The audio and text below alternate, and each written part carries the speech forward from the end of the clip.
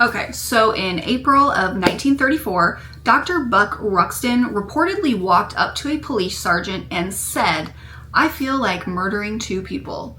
My wife is going out to meet a man."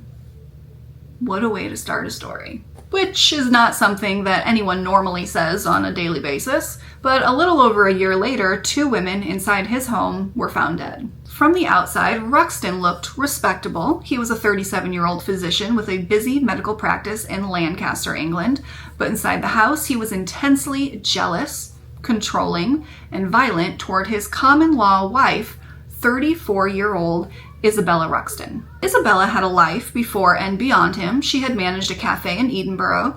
She was raising their 3 children, and she had endured so many of Ruxton's accusations and rages that police had been called to the home multiple times before. Then there was 20-year-old Mary Jane Rogerson, the family's live-in housemaid.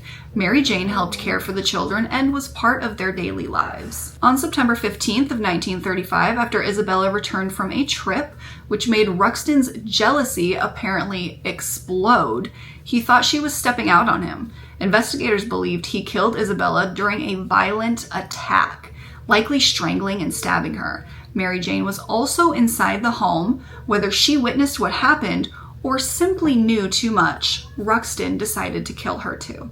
And then, because murder apparently wasn't enough, he tried to erase both women completely. Using his medical knowledge, Ruxton dismembered and mutilated their bodies in the bathroom, removing identifying features, fingerprints, teeth.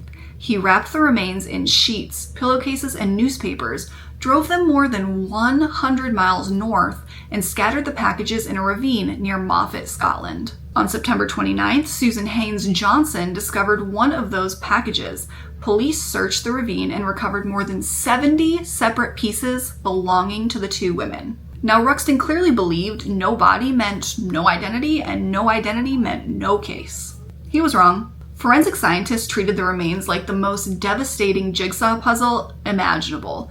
Professor John Galaister Jr. and his team reconstructed the bodies. They superimposed x-rays of the recovered skulls over photographs of missing women, helping identify Isabella. Anatomist James Cooper created replica feet and matched them to shoes belonging to Isabella and Jane. He had tried to take away their faces, their fingerprints, their names, but science and good detective work gave them their names back.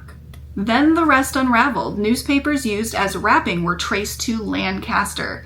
Bloodstains were found on the stairs, walls, and carpeting inside Ruxton's home. Witnesses also placed him near the ravine. In March of 1936, Buck Ruxton was convicted of murdering Isabella Ruxton and Mary Jane Rogerson.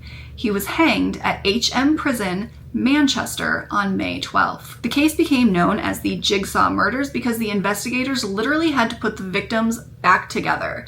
But Isabella and Mary Jane were never pieces of evidence. They were a mother of 3 and a young woman caring for those children, and despite everything Ruxton did, he could not erase them from history. Go ahead and follow me for more true crime stories.